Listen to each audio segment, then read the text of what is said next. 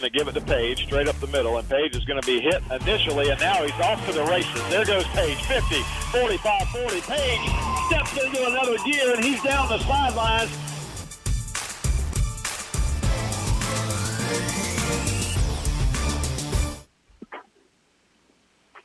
And good evening, everybody, and welcome to another edition of the Wildcat Radio Coaches Show, sponsored by Dependable Heating and Air Conditioning.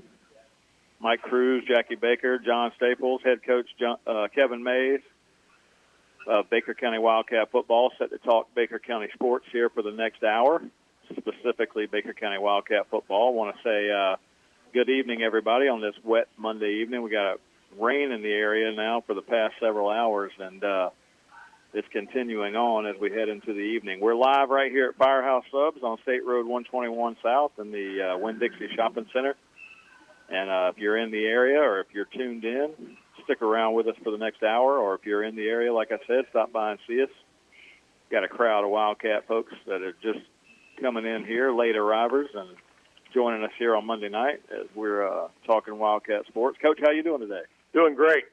Glad to be here on the Dependable Heating and Air Coaches Show. Oscar Gray checks in each and every Friday night to tell us what location in Georgia he's hunting in that weekend. So absolutely.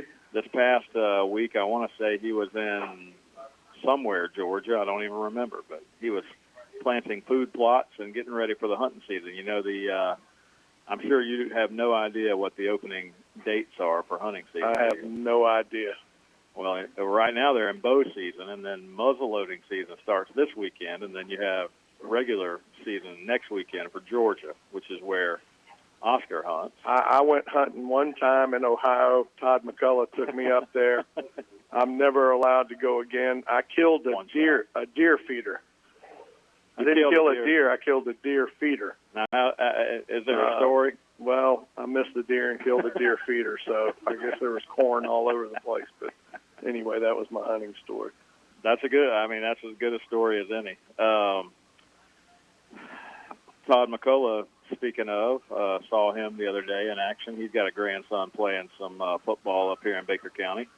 Coach Braylon. That's right. Braylon's a beast. Braylon's on the Cowboys team, and Jackie Baker's son Ace is on the Packers team, and my son Colby is on the Vikings team, and then I'm missing one somewhere. Some heated NFC teams up there. The Panthers is the other team. Memorial Stadium. Yeah, there are. Well, those are all the same division, you know. Right. But then the Panthers are up there also, so that's a little different story.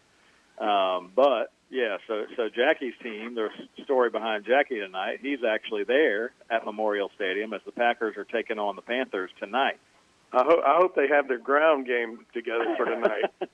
Yeah, I drove by as the rain's coming down, and they were all out there. So you can imagine being a Little League football parent tonight in the crowd with your umbrella and your rain gear on, watching your kid play. It's you're not going to cancel a football game for rain, but it's not great conditions to be a spectator, right? Absolutely not. So, Coach, the other thing going on that I'm watching here, and you and me, we're old school baseball guys. So absolutely. Well, I wanted to get your opinion on the baseball playoffs that are happening right now before we talk to Coach Mays about football, because we've got Braves and Cardinals are on the set right now. Braves are up 2-1. Braves are up 2-1 in the series right now, but the game right now is going to the 10th inning, tied up 4-4. You think the Braves are going to make it out of this series? I like what's going on with the Braves. Mm-hmm. Me and my family got up a couple times in the past couple years to see the Braves. They enjoy that stadium and going to Atlanta, so we thoroughly enjoy that. We've gotten down this year. We got down and saw the Rays. In fact, ended up, I'm a huge Yankee fan, and we got down right behind the Yankee bullpen, so that was kind of cool that we got to experience that. And in fact, Chapman gave my daughter a baseball. That we were right behind the bullpen, and he snuck a baseball out there and gave both of my daughters a baseball. So they didn't experience, they experienced an unreal night at the baseball field that, they just don't understand. It doesn't happen like that every night. Most people don't get that same experience. That's right. It was good. So I'm a big Yankee fan, and I really like the Rays. Unfortunately, they're in the same division, but, you know, it's kind of like being a Bama and LSU. Bama fan and going to Gator games, you know. So very similar. Well, you might have. So the Astros are up 2-1 on the Rays right now, series-wise. So if the Astros win one more and the Yankees win one more, you're going to square off. Well, it's a done deal. Verlander's going tomorrow, so that's a done deal. Yankees, Astros. And then on this side, if the Braves do come through, the Dodgers are up 2-1. That Braves-Dodgers series would be a good one. Yes. That'd be a really good, fun series to watch. And then what would you have for a World Series? If you had Braves, Dodgers, Yankees, Astros, what would you be looking at? I like Yankees, Dodgers. Yankees, Dodgers. Let's throw it back to 1978, and maybe Judge will be the next Reggie Jackson. Steve Garvey walking through the door. Yeah, something like that. Yeah, that'd be good. So you got, so there's a good potential for that. After the division series, obviously they'll go to 7-game series. 1978, I was about 5 years from being born at that time. Okay. Anyway, moving on. We got a big week in Wildcat athletics. Tomorrow night, Wildcat Cross Country is having their senior night out by the track. They will start. The start-finish line is there. In fact, I have them a brand-new state-of-the-art clock coming. Got a big clock coming to keep time for the cross-country. Like one of those big digital Oh, yeah, things? the big digital. Oh, yeah. State-of-the-art, man. They're going. Pam Robinson's doing a great job. I can't brag enough on Pam Taylor, and the job she's doing with those kids. She keeps them motivated. She's out running with them every day, and that's just a tremendous, dedicated sport that those kids are involved with, and really pleased at what's going on out there. And also tomorrow night, volleyball is at Clay, and they're getting down close to district time. And I want to thank everybody that came out to their senior night last week against Yulee. The gym was packed for volleyball senior night. Very good turnout, and really appreciative of everyone that showed up for that night. It was, I know the girls felt good about it. Coach Holton and Coach Barton, Coach Trav, been putting in a lot of time. Of course, my coiffeur has been struggling. As you'll see, I'm a little bushy around the ears, but hopefully he can get back to the shop here soon and take care of my GQ look. A haircut, yeah. Yes. So volleyball-wise, are we postseason eligible?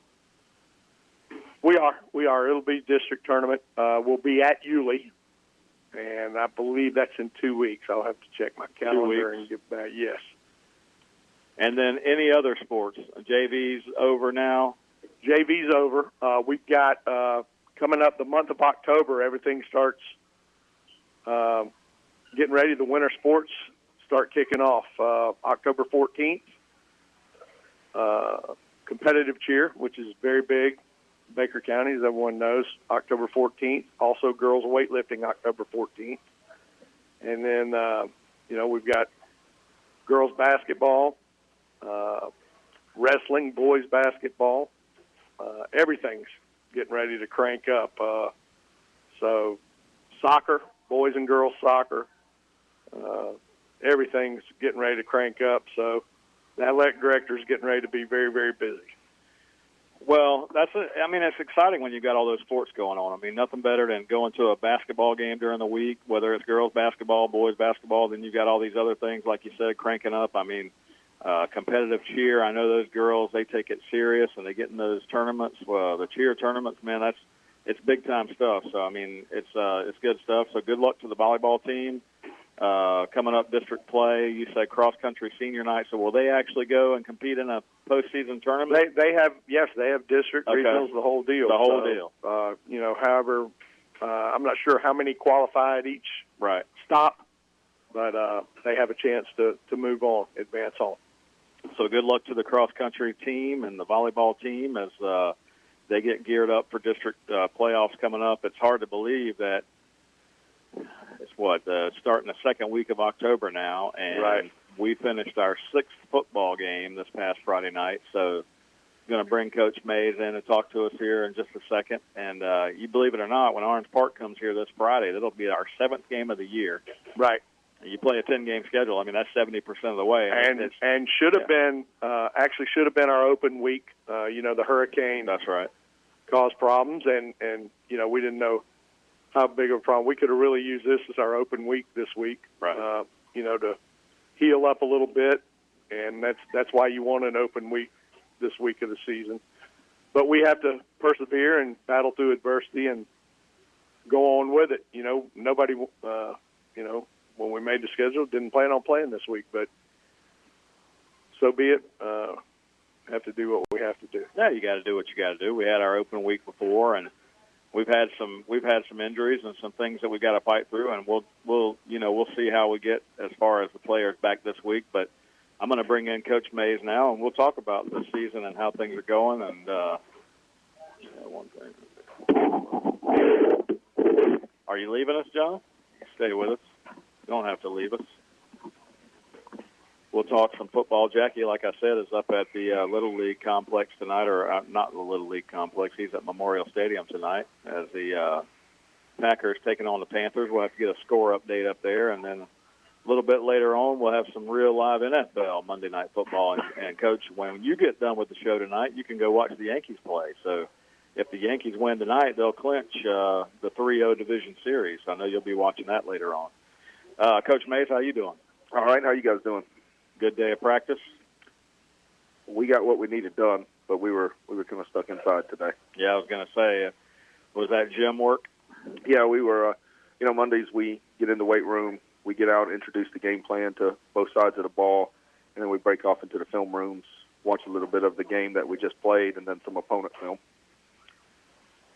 Well, Coach, tough week this past week again. We had Terry Parker come in, the Braves from over on south side of Jacksonville rolled in this past week, 2 weeks in a row against those Jacksonville schools, both in the district this year, West Side the week before, and then Terry Parker this past week.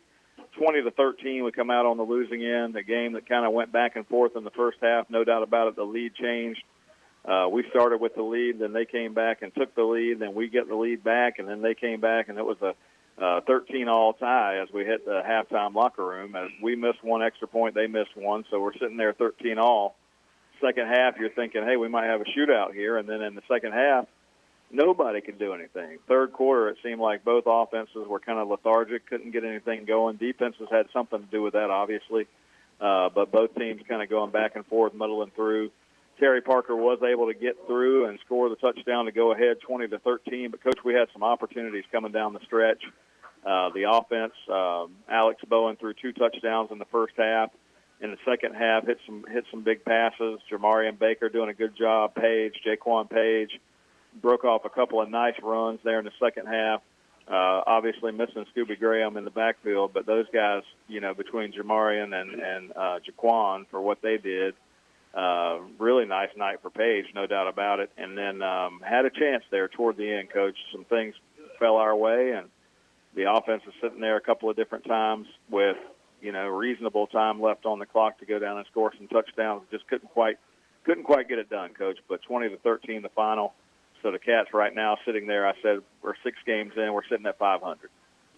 Yeah, and obviously that's not where we want to be. And I told the kids today, they, obviously not happy where they are either, but I told them, moving forward, if we can finish out the season and maybe finish out at 7-3, then we still got a decent shot, to be in the playoffs, and, not all is lost. And, we go back and look, the 3 losses that we've had, you take away or gain 8 to 10 plays somewhere, we could realistically be sitting undefeated. So they don't understand. No doubt. And then, we're all judged off our final record anyways, but, with the youth that we have and some of the inexperience to get in those tight games, I'd try to look at some positive things. I mean, our kids fought hard to the end and everything, and absolutely. And I've been happy with that. And, I told the boys today, I'm the worst at it. I hate to lose at anything. So, it bothers us just like it bothers them. But, we got to stick together, not point the fingers and this and that and come together and finish out these last month of football. Yeah, it's tough, and I know that's one of the things that I wanted to talk to you about, because early in the year, and you're exactly right, Coach, every single one of our games, and a couple of them on the winning side, but definitely on the losing side, every single one of them are one-possession games. You lose to Bradford by 3, you lose to Westside last week by 4, and this game's a touchdown game. I mean, every single one of them is one possession. And there's so many things that happen within a football game that can turn a game one way or the other. I mean, there's the little things. So, I mean, but the one thing I was going to ask you, you do have a lot of young guys on the team, and we had Camilo here last week. He's a sophomore. We talked to a lot of those defensive guys that are young, 10th grade guys, 11th grade guys. I mean, there's a lot of youth on this team. What do you think from a confidence? How do you think they feel from a confidence perspective, and how do you maintain that as you go through these difficult couple of weeks? Well, it's you try to always look at the positive things and tell them that they're playing for each other and there's still stuff to play for. They don't want to hear that hey guys, you are young and inexperienced, because they think they can get it done. They're ready to play. It's you get in those tight games. We don't necessarily have that guy to lean on right now. I've been talking to the team, and it's a you can't just pick a guy out, but we need maybe someone to step up as a leader on the field. And if that's the one thing I would think we were lacking, it would be an on the field leader. I tell all the guys, as much as me and Coach Staples think we could still get out there and do our thing, we can't step past the line. And I might have one rep in me, as I found out this weekend. But it's you have to keep these kids' spirits up, and make them that just tell them that there's still a lot to play for, and play for each other and finish out the season the best we can. Yeah, well, the season's certainly not over. Sitting there at 3-3 with a couple of losses in a row. I mean, still have district contests left against Bishop Kenny, a chance to go 500 in the district. So there's still things to play for. So I mean, I would think some of the senior guys, their motivation will be the last few games that they're going to get to play as a Wildcat, and then these young guys, trying to build some momentum as we head down toward the end of the season. And if we're fortunate enough to get into the playoffs, that'd be fantastic. If not, then build momentum for next season. Yeah. And we looked at it today, and like I said, if we can finish off 7-3, we still have a really good shot at getting into the playoffs. So, we got in today and watched a little bit of the game, and, obviously the kids don't want to go back and look at that, but you do need to fix some mistakes. We start looking forward to Orange Park, and, they're a good team coming in, and we're going to be ready to play them. Some guys that I felt like had some really good games this past Friday night, Coach. Just want to use our time on the air to talk through some of the guys that stood out, no doubt about it. We've seen, and Coach Staples and I have talked about it a few times, we've seen the offensive line play get increasingly better, especially on the left side. And Ross Crummy couldn't be with us tonight. He was our offensive lineman player of the game. But he couldn't be here with us tonight, but he certainly had a good game. I saw I believe it's, hang on, I get it right. DeMonte Gibson is a junior on that side of the ball. That side of the ball. So with two juniors over there, you got Ross and DeMonte on that same side. Is that something to build on as you go into next year? Oh, absolutely. I mean, and the end of this year. Well, I mean, you go even farther across. Ian Doyle, 10th grader. Chase Cruz, 10th grader. Deshaun Larry, who's played tackle, 10th grader. And then you got Tripp, who plays in there a lot, who's a junior. I mean, we're only, besides Alex, Alex is the only guy, Scooby, but Alex is the only the guy on offense that really played a lot of playing time last year. So we've got a lot of youth on both sides of the ball that obviously we want to get ready to finish off the season and prepare them for their future. And, no doubt about it. So, Ross, if he's able to join us in the next couple of weeks, we'd love to have him up and come talk to us a little bit about what he's right across the street. What's he doing across the street? He works over there at the... Oh, he's working. Over there, yeah. Yeah, he's working. I was wondering what his excuse was. I'll have to stop in and see him and invite him over for another night coming up in the near future. But Ross, certainly, he's a guy I've known since he was a young kid. He used to play some baseball. Now he's playing on the offensive line. And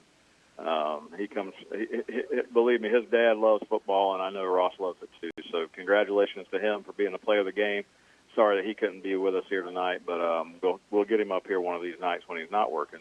But, Coach, going through some other things that really the other night, our defensive line our defensive front was really able to get some pressure on their quarterback, and some of that actually came back to bite us a little bit because the guy they had back there, his name is Will Weiss, the quarterback for Terry Parker. He had some wheels, and as we got some relentless pressure on him throughout the game, I mean, Kyler Cruz was back there a lot in the backfield. Zane Mobley had a great game. Zane Mobley over there having a firehouse sub right now. He had a great game the other night. I told his mom and dad last week that, you know, the way that Zane Mobley played a week ago against Westside, 2 great games in a row, and I know he's always playing hard. But Cade Richardson, another guy that we called his name in there, of course, Camilo was in the backfield a lot. But those guys, you know, with the pressure that we had up front, it seemed like it almost came back to hurt us towards the end of the game. As the quarterback, he got some key first downs for Terry Parker by getting past that rush and taking off. Yeah, I mean, it's just any game you play. I mean, you got to, when you rush, you still got to kind of have a contained, under control rush. You know, good quarterback like what he was, if he saw the running lanes, he would take off. He would take off and go. You know, we're trying to shore that up a little bit this week because the guy we play this week, same kind of guy. Same kind of guy. He can throw the ball, and if he sees some daylight, he's going to pull it down and take off. So, you know, we sat around Friday night after we got back, obviously licking our wounds a little bit, but kind of talked about some things that we were going to do on defense to help out with those type things. Yeah, and more often than not in high school nowadays, that's what you see. You know, you see guys that if they are under some pressure, they have escapability and able to run with the football. And Weiss he certainly had the ability to do that. And but coming down towards the end of the game, you know, offensively, I mentioned earlier, Page, you know, he comes in, spells Baker a little bit.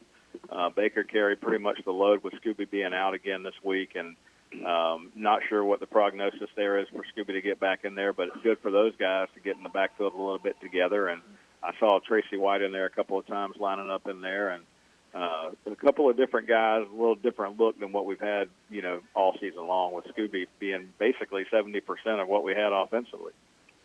Yeah, it's good to see those guys, and it's kind of, and especially the way that we're getting some bumps and bruises right now. It's a next man up, and we've got everyone prepared to be the guys that come in there and take over that stuff. Yeah, do that. All right, so yeah, I mean, I'm right there with you. So you're the offensive guy. So you're coming down towards the end of the ball game. You get some big plays coming up, and they're toward the end of the ball game once again. You know, let me go back, because one of the things that we had talked about before was the fact that I was waiting on it. We scored the first drive. I was coming back to it, Coach. Yeah, and Alex threw one of the best passes, no doubt about it, in the corner there to Crawford. But that very first series, Coach, we talked about it in the past few weeks on the execution to start the game. You know, we've muddled through a few series here and there, and then finally we'll hit pay dirt. Well, this week, no doubt about it, drove right down the field. Jackie and I talked about it. I think that was the first opening drive touchdown of the year. Yeah, first, or coming out of halftime as well. Yep. Either one of those two. And that touchdown. Tell me what you're showing me. I'll get to that. Coach showing me something on the phone and the still photo, and I don't know what he's trying to show me, but we'll get to it. But yeah, capping off that drive, Alex, you know, drops back and hits Crawford. Beautiful throw right over the cornerback and right into his arm, so he makes a nice catch there. A little bit later on in the first half, Bowen hits that slant pass across the middle to Christian Taylor, and he takes it to the house the rest of the way for the touchdown on that play. So a couple of really nice passes from Bowen. Looked like, you know, maybe the passing game going to heat up and open up the running game in the second half. And then, like I said, after the halftime break, both offenses. No, it was 3 and out. I think we counted three apiece right in a row, back and forth. Straight in a row. Yeah, I think Terry Parker scored on their fourth possession there toward the end of the third, starting the fourth.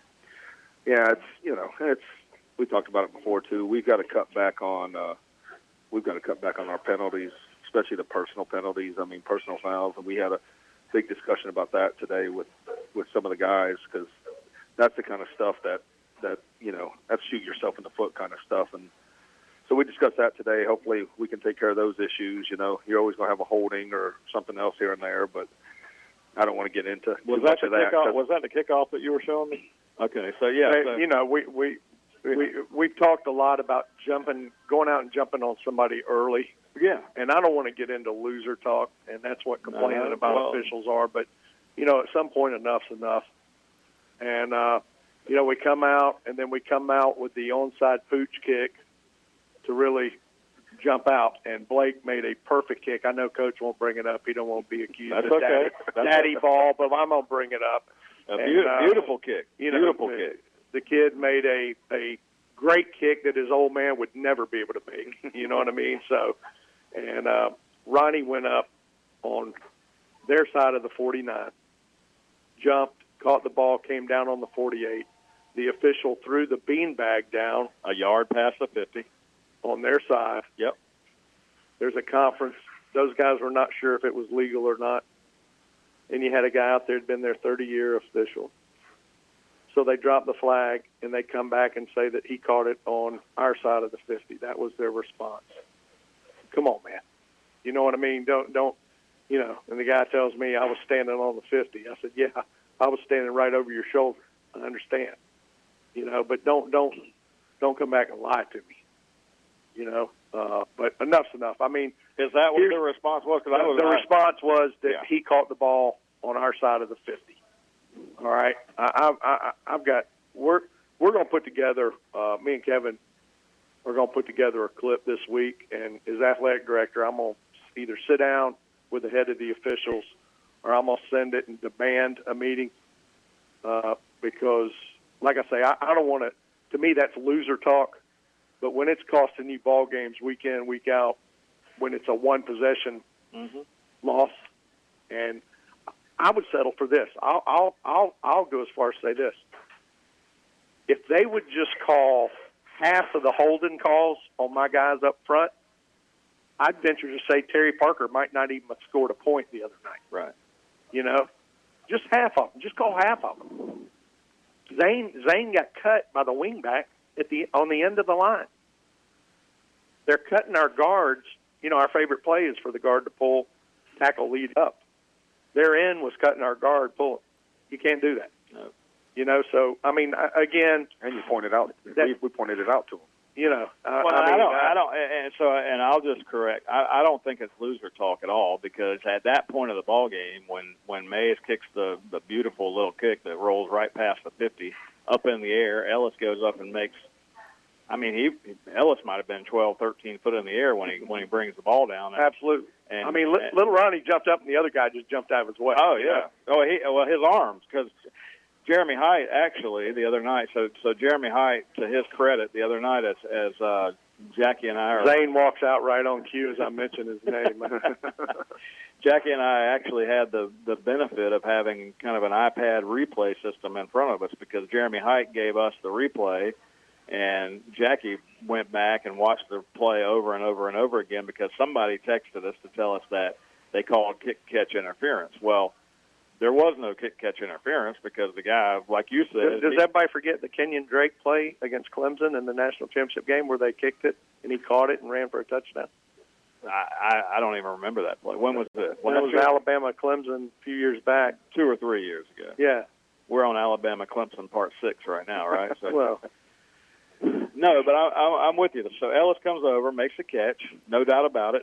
The beanbag was on the 49 on that side, and I think he made the catch probably around the 48, which would have been 2 yards past the 50. Right, correct. No doubt about it. I think what the confusion was caused is because when Ronnie gets the ball in his possession, he kind of goes backwards, so he goes back behind the 50 with the run. But I want to say... It's supposed to be dead right there. I was going to say, in high school, you can't advance the kick anyway, so as soon as Ronnie caught the ball, somebody should have been blowing the whistle. Well, that's why he threw the beanbag. Right. But then just give us the ball. Just give us the ball right there. So momentum-wise, you're right. I mean, so 7-0 ball or 6-0 ball game. You get the kick there. You get a chance to go down and score. Momentum-wise, the game would have been completely different. I agree with you. And it's not loser talk, because I got to say, man, there's a lot of times when a big call happens like that just changes the face of a game. And so that early on, was that a design play, Coach? We were kicking to that area right there. I don't know if Blake purposely meant to put it that tight, but it worked out great. I'm getting that's exactly what we designed there. Blake, I had everybody believing it, man, and now here he goes, throwing shade. Well, he's still young enough that he's honest on everything. So there you go. But yeah, I'm right there with you, Coach. It wasn't just that one call, and there's been so many that have had us scratching our head.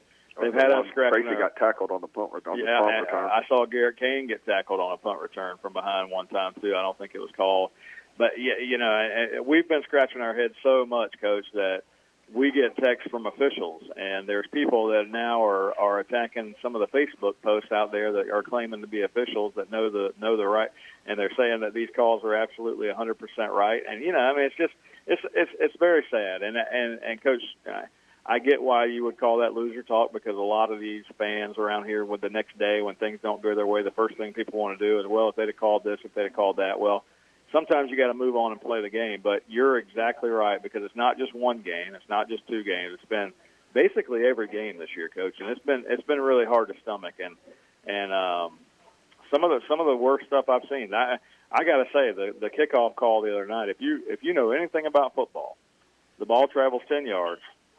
Guy, it's free ball. Guy's got a chance to make a play on it. Ronnie Ellis made a play on it. You know anything about football? That's our ball going the other way. And I'd have said the same thing if it had been Terry Parker, because that's a football play. And if you're around football, Coach, and these officials are around football every week, they got to know it. And that's disappointing. And you know, the bad thing for you is that, you know, at some point in time, these things are costing you ball games. So anyway, appreciate you taking the time to talk about that, Coach Staples. I agree with you, and wasn't really going to delve into it tonight, but it's absolutely something that you got to deal with. So you let us know once you make that film study and you have that meeting. I'd love to hear back on how that goes. Will do. All right, Coach Mays. Listen, I want to get into some other things as we move on. We're a little bit past the half of the hour here, so I'm gonna bring in a couple of young ladies here that are playing on our Baker County volleyball team. We talked about them being a part of our heading down the district tournament here, and Coach Staples doesn't realize that microphone is scratchy there. But anyway, Coach, I'm going to bring you and Coach Staples right back up when we get done here, but we're going to talk to some volleyball for a few minutes. How you ladies doing tonight? I'm good. So we're live on 97.5 FM in Baker County, Florida. Glen Baptist Church is over in Glen St. Mary. They have the radio station at the church, and so everybody that's in Baker County or everybody that's listening in on TuneIn is hearing what you guys have to say right now. So tell everybody who we've got here. I'm Jalen. How you doing, Jalen? Tell everybody your last name. I'm Jalen Moore. Jalen Moore. And I'm Shelby Grant. How are you? Good. So you guys are playing on the volleyball team. Coach Staples just said we had senior night, I guess, last week, or was it senior night? Yeah, it was Thursday. Okay, I thought I wrote something down wrong. In the middle of the season, so your coach has a baby during the middle of the season. So then you got Coach Barton up there coaching. So as we head into district play, where's the district tournament going to be at this year? Is it Ridgeview? Now, so our district in volleyball is Ridgeview, Baker County. Who else? You have Yulee, Fernandina. West Nassau. Who else? And Keystone Heights. So that's a lot of teams in the district. So out of all those teams in the district, who's leading the district right now? Who's our biggest competition in there? Fernandina. Yeah. They've got a good team, huh? So out of all those teams in the district, how many have we beaten so far? Who did? We beat West Nassau for sure. Yulee was a tough game. Yeah, definitely. So do we know yet, like, in terms of the district competition, like if we'll play first round, second round, are you excited about the district tournament? Yes, yeah, definitely. All right, so now tell me what grades each of you are in. We're both seniors. Both seniors this year. Yes, so sir. y'all were both honored on senior night a week ago. Yes. Well, I'm glad that y'all joined us here tonight because Coach Staples, as the athletic director for the high school now, he's been doing some things to get some of the other sports that are part of the school some notoriety and some recognition. And we talked about cross-country a couple of weeks ago. We actually had a couple of cheerleaders that came on and joined us last week. And I just wanted to talk to you guys for just a minute about volleyball and why it's important to you. Is volleyball something you played for a long time, or did you guys just pick it up? Yes, definitely. I've always loved volleyball. I've never really like hooked onto any other sport. Yeah. But like volleyball is like where I like to be. I like to be on the court. So tell me what is it about volleyball that you like? And tell me, do you like being on the offensive side or on the defensive side? And I know people will need me to explain that to them that don't know volleyball, but volleyball, you're either serving for points or nowadays they play with more of a speed-up rule. So, Yes. in the old days, I don't know if you guys will remember this because y'all are young, but in the old days, games would last forever and ever and ever because they used to have things called side out. You know what that is? Yes.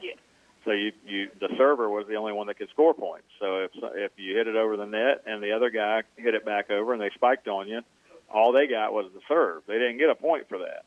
So now with the way that the games have been moved to a 25-point game, because in those days everything was 15 points and it was a side-out rule, and with the side-out rule the games would take a long time to play, but you had to be serving the score. So now that's not the case, right? So now whenever the ball's in play, whoever gets the point is going to get the point, and that's changed a little bit. So, are all of the games in high school volleyball 5 sets? No, For varsity. it's best 3 out of 5. You have to win 3. But if you don't, like if it's like they win, we win, they win, we win, then you play a 5th set, and Then you that play 5th the set fifth. goes to 15. So the last set would be a 15-point game, Yeah. or the last game would be 15 points in a 5-game set. So so that's right on. So have we had any 5-game marathons this year, going all the way down to the 5th set? I think so. If it's not 5, it's definitely 4. We went to 4 for sure. So who's our guys on the team? Who's our best server and who's our best spiker? Tell me about it. Okay. And I'm going to call Coach Travis Barton and ask him if you were right. Okay, so for varsity, our best server, I'd have to say would be Kennedy. Our best server, Kennedy Godwin. So Kennedy Godwin can shoot. So She can she's serve. Overhand, Yes. serving some aces in between people, that kind Yes. of stuff. Yeah. I think our best hitter is probably Blakely Mallory. Okay, Blakely. All right. So, and is Blakely a senior also? or is No, she a they're junior? both juniors. Oh, both juniors. All right. So Blakely's dad. Do you know who Blakely's dad is? Yes. So he was a quarterback for the Wildcat football team back in 1989. He actually led our team to the very first district championship in football back in 1989. Do y'all know that history? No, I didn't know that. Anyway, his name's Marcus Mallory, and he actually played volleyball for a long time. But back then, that was when like movies like Top Gun were popular, and so the guys used to get out and they used to play beach volleyball and stuff, and they used to think they were cool. So that's the kind of volleyball he played. But anyway, so she probably got some of her skill from him. I know our program is like very competitive. Very Very competitive. Yes. Yes. So anyway, listen. I'm glad that y'all came by tonight. What message would you like to send to anybody that's listening out there? Share some messages with me. God. Put your kids in some volleyball. Put your kids in some volleyball. Well, nowadays things are different too, right? I mean, there's lots of like local youth, like in baseball it's travel ball, but in volleyball, what is it? So there's like You have travel volleyball. volleyball Yeah, and camps and things Yeah, like that. club. Club Club is volleyball. what they call it. That's the word I was looking for.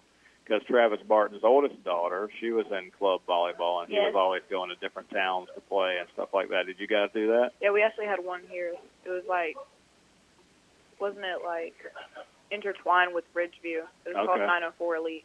904 Elite. I've So never played club.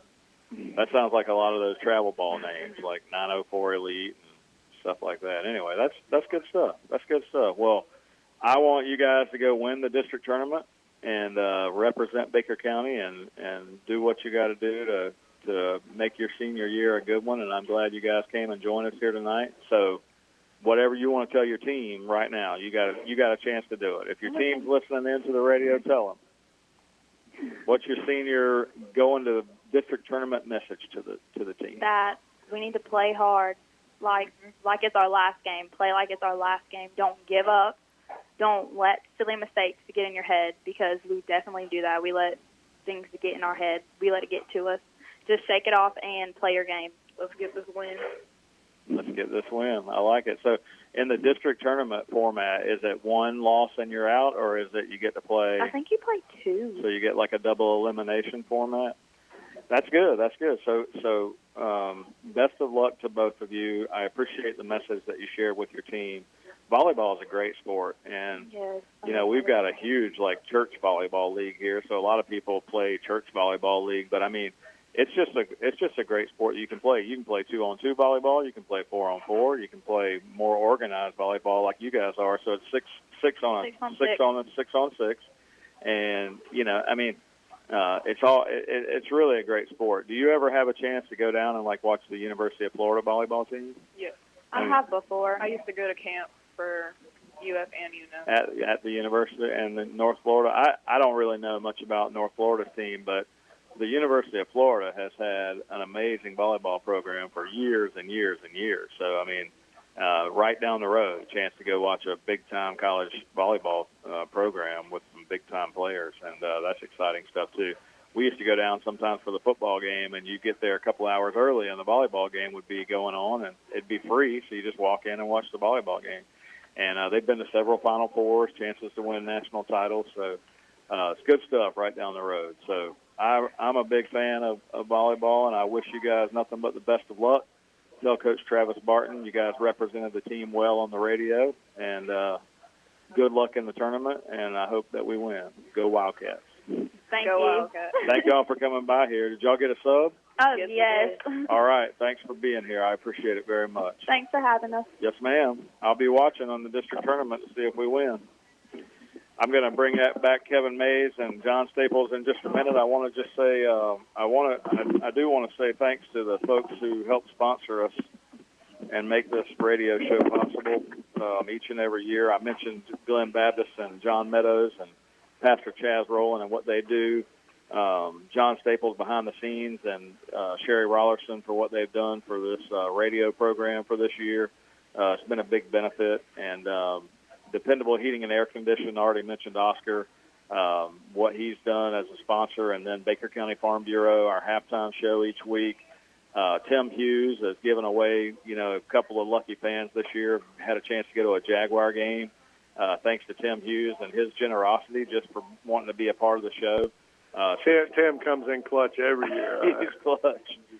He was listening to me the other night on the show because the one question that I threw out at halftime this past week, as Jackie and I were deliberating our college football picks, which we do every single Friday night, Coach, but the one question I threw out there to all the Wildcat fans, and I opened up the text line, because I wanted to know, do people agree with Jackie or do they agree with me? Because I talked to you about Clemson, North Carolina. Yep. You got a chance to go for the win or the tie. All right, so I threw out the question to folks. If that was you, if you were Mac Brown at the end of the game, would you have kicked the extra point, gone to overtime, or would you have gone for the win? And I probably had 8 or 10 text messages, and the majority of people were kick the extra point and go for the win, or go to overtime. Some people, though, hey, you got one play, you can win it right here, and whatever. So you're never gonna know the true answer to what the answer is there. I just stick beside what the percentage tells you, right? Yep. But as we're heading down toward the end of the game the other night, and it looks like the Wildcats are going to go score to make it a 20-19 ball game, Tim Hughes sends a text to me, says, "What's Coach going to do? Go for the win or go for the tie?" So had we scored there, Coach, what would we have done? Kicked it. Yeah. So, yeah, I mean, in high school, obviously the extra points aren't as high percentage as they are in college and pro, but it's still higher than the two-point conversion, no doubt, right? And he left. If we'd have kicked it, he would have missed it. Coach Staples already said he's on watch with me with him. Coach Mays is off limits as far as coaching our kicker anymore. The rest of, he's got 4. He's our kicker for 4 more years, rest of this year, and then 3 more years. He's not allowed to coach kickers for 4 years. So Tim Hughes, American Recycling, what they do, Alan Tanner, McClenny Motor Parts, you know them as NAPA right up there on US 90, Country Financial, and the only ones that I missed were Gibson McDonald, Joel and Robin down here. They sponsor Wildcat Supports and Athletics each and every year. And then Larry Birkins down at Birkins Chevrolet, and he sponsors our touchdowns. And come on. And that's what Jackie says on Friday night. Just come on. So we appreciate those guys making it possible to be on the air each and every Monday night. I know Coach Staples and Coach Mays appreciate everything that you do as Wildcat sponsors. You know, one thing that people forget, you know, with the sponsors that are here in the community is that, you know, they're not only sponsoring Wildcat Radio. You know, the football team's going to hit them up for chicken dinners, and the basketball team's going to hit them up for something, and the cheerleaders are going to hit them up for something. So, you know, the amount of girls flag football. Yeah, I mean, well, it's that's coming, right? That's coming. Got in a couple big way. got a couple of players right here. All right. So, you know, it's a big time thing from a community perspective, Coach, to know the support that the team has behind them, and even the radio for the sponsors that we have, with the amount of times they're hit up for something. You know, so I can't say it enough. We appreciate everything that these guys do to make it possible, because it's a big commitment, and they do a lot for the community. And Oscar Gray and those guys, when Coach Staples asked them about the show this year, it was no questions asked. You know, we're right there with you, so we appreciate that. All right, Coach. So let's get down here toward the nitty gritty as we head down toward another game this Friday night. Orange Park not in the district, so the Raiders coming here not in the district. But you just said, as we're heading down toward the end of the season, you know, you're thinking about the point system. They have not unveiled the first round of points yet in the football classifications, right? So when's that happen? Pretty soon?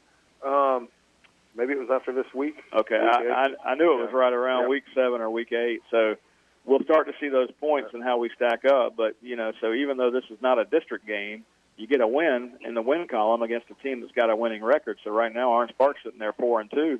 So they've got a winning record. They very easily could end the season with a winning record. So that's another one of those things where it's kind of like, I hate to use the term must win, but it's almost like, you know, from that perspective, it's kind of a must win. Well, for the people that don't understand how the playoff system works now, is district winners get in automatically. They're seeded. They're going to be numbers 1 through 4, and then you're going to have 4 at-large bids. Well, somebody came up with the theory of our record. You multiply that times the winning percentage times 0.35.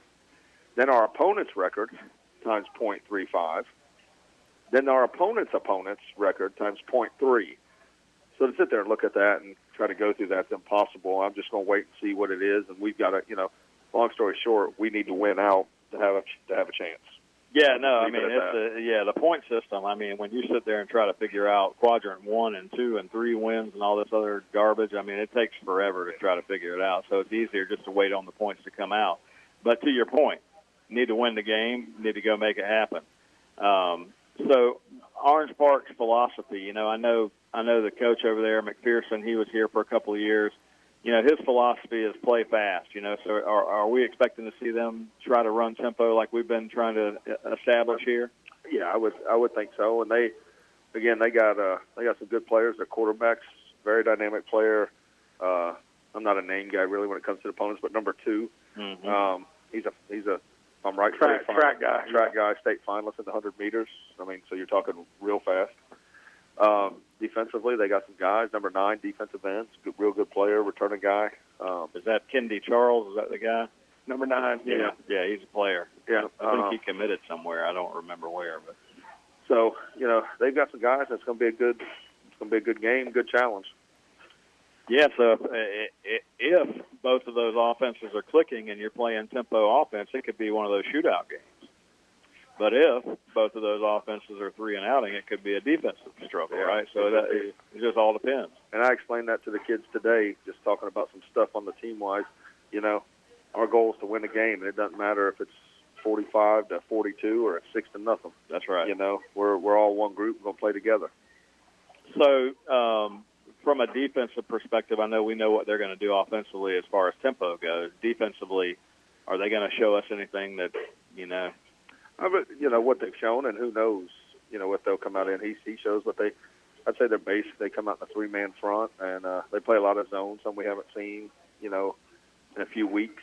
So, you know, hopefully we can establish, you know, Baker and those guys, and when they leave us opportunity, we can throw it. Yeah, the one thing that's happened in sports is, you know, it goes against everything that you know from a legal standpoint. You know, the Health Insurance Portability Act came out several years ago, and basically is privacy, right? So it's called the HIPAA privacy law. So you're not supposed to talk about, injuries and stuff like that, but you hear it every day on TV, Coach, and they talk about guys' injuries and stuff like that. So the one thing that I try to do is shy away from any of that. We don't typically get into it. When you see a guy that might be injured or something on the field, we don't really talk about it. But we've experienced several this year. And, I don't want to go into any details, but do you have any updates on any guys coming back this week? Coach McPherson does listen to this show, so just want to throw that out there. And by the way, Tom, if you're listening. Me and Tom do talk quite a bit, and I know he does listen to the show. And I just want to say you have a very good team this year. But please tell your guys, make sure they strap it up tight because we're coming with some physicality this Friday, my friends. So, hey, you can just tell me that after the show, Coach. If Coach McPherson's listening, great. I like Tom, and I'm hoping that he plays golf with me one day, but we'll see about that. But anyway, he let me know about that after the show then, Coach. Okay. That works? Yeah. So a day in the life of Coach Mays. Last week, after our game last week, you went out of town, got to see your oldest son in New York. This week, what'd you spend your time doing this past weekend, Coach? Well, he dressed out this week in the game against Tulane, which didn't work out real good for Army. But then we sat around and watched Florida-Auburn. So were you out at the game? No. He. Oh, you mean the Florida game? No. I mean your son's game. No. He got to dress out. We watched it. We got to watch it on TV now. Gotcha. It was only one of those trips a year in me. That was tough. That's a tough trip. So, tell me a little bit more about that. So he dressed this week against Tulane. So is that like a sign of things to come? He's moving into that role now. I don't know. We don't know. He says they kind of dress out. Everybody kind of gets a chance to dress out, especially at home. It's the way Army works. It's a little different. He went to the prep school last year, which is, it's still West Point, but it's really 13th grade. So this year they come on, and the one thing that anybody being recruited by Service Academy don't know, they keep about 150 on their roster. Right. And, they dress out 85, 90 guys for the game, and the other guys are there in sweatsuit to kind of watch and support. Well, long story short, they play 4, which I guess you'd call JV games. So he played Saturday because he really didn't play. He got to play in the JV game today. So they actually had a game today at 3:30. They played East Coast Prep, which is prep school up that way, and they won, I don't know what it was, 40-something to 16, 17, something like that. So he at least, it's kind of neat. I mean, you're in competition with large numbers. The average inside linebacker room probably has 7, 8 guys. His has 17, 18 guys. Right. But he got, they still give you the opportunity to play some games. They played in Mikey Stadium, so it's, it is pretty neat for him. Bear Bryant stuff right there, right? Remember when Bear Bryant used to bring all the guys in, and everybody else, he'd have 100 and something guys, but sign 85 a year just so nobody else could get just so nobody else could get them. No, I mean he'll be in full, and then he'll let you know. Coach Munkin will have him in full pads practicing tomorrow. That's really good stuff. Now he's playing linebacker on the JV team. Yeah. That's exciting. So I mean, hey, those stories. I mean, all those guys competing for those spots. I mean, I'm sure that at a place like Army, they're competing for those spots on the football team, but I'm guessing from your perspective, I mean, it's just the camaraderie of those guys being out there and playing football is probably a part of it too, right? So. And it's kind of neat, and we try to explain this to him because, of course, he wants to be the guy. But the people he's meeting there, I mean, there's probably a president or somebody walking around somewhere on that campus. So it's told him, meet all the people you can, and those will be the people that help you later in life. Yeah, absolutely. I mean, I think it's absolutely a great experience for him. So that's good stuff, and I'm glad they got the win today on the JV. And hopefully, for him, he gets to dress out some more, and he's got a couple more years ahead of him, right? He's only a freshman, so he'll have. There you go. 3 years left to go after this one. Yeah. So all right. So Coach, then after that, you said you watched the Florida Auburn game. I tell you, I told Jackie in the halftime show Friday night that if Florida was going to win the game, because most people in the country weren't giving Florida a chance to win that game Saturday, which will probably be the same story this Saturday since LSU opened as almost a 2-touchdown favorite. But I told Jackie at halftime as we were making our picks that if Florida was going to win the game, it was going to be with defense. And they had some guys that came back from injury, and I thought that they played probably one of their best defensive games in a while. Offensively, they left a little bit to be desired because they turned the ball over, which Auburn did as well. They turned the ball over, and they made a lot of mistakes, especially red zone mistakes. When you make those red zone mistakes, you don't know how many points you might have scored in a ball game because that opportunity is gone as soon as you fumble it away. And so that was a game filled with a lot of mistakes and miscues, but there were also some good plays in that game on both sides. And that was that for me. And I know John's this way from an Alabama. He's an Alabama. He's whichever team's winning, at that moment, Alabama or Florida. But as far as just a good physical football game, I mean, for me, that's about as good as it gets this past Saturday. And we'll see what they have coming up this Saturday going over to Baton Rouge. That's going to be a tough environment. I didn't know they were 2 touchdowns. I didn't know. Came out yesterday, 13-point. LSU's 13-point favorite. So, I mean, Florida, and they haven't done anything to deserve it in the past several years, but they certainly are not getting any national respect. Most of the prognosticators that I heard yesterday and today were that Auburn was flawed now, and that was a team they were pumping up to be in the top 5 last week. So Florida's not getting any love nationally, and that's just the way it is. You have to go out and earn it, and they have to pay their dues. But either way, there's going to be some really good college football games on this weekend, so I'm looking forward to that. But first and foremost, Orange Park's coming in here. Anything? We're not at senior night yet. That'll be next week, right? So that'll be next week. So no big festivities for the game this week. It's just get out and play. Friday night, 7 o'clock, Orange Park. The Raiders coming in. Coach McPherson, if you're listening in, Coach Staples already said we're coming for you. Thank you, ladies. But be a good chance to see Tom down on the field before the game. So look forward to seeing them. But best of luck, Coach. I mean, I got 3-3 record no matter what. I mean, this has been a fun team to watch this year, knowing that we've got some of those youth, some of the young guys out there, and some of the way they're playing right now. It's a fun team to watch. I hope that you were able to pull through this Friday and get the win. I appreciate it. We're going to do everything we can to make that happen. Jackie and I will be there rooting you on. 7 o'clock right here on the radio. As a reminder, we'll replay the coaches show an hour before 6:45 on Friday, so you have a chance to listen back into the coaches show an hour before the game. But look forward to talking to everybody there. 7 o'clock kickoff here at home. Yep. After this week, just so the Wildcat fans know, after this week we'll have one more opportunity here in Memorial Stadium from a regular season perspective. One more opportunity here next week against West Nassau, and then it's on the road 2 weeks in a row. So we'll have that. The 9th game of the year will be at Bishop Kenny, and then the 10th game to wrap it up will be headed over to Tallahassee. And we haven't made that trip in a long time. So it seems back where I came from, it seemed really far. I guess not that far from here. From here, it's not that far, but there's not a lot between here and there. Yeah.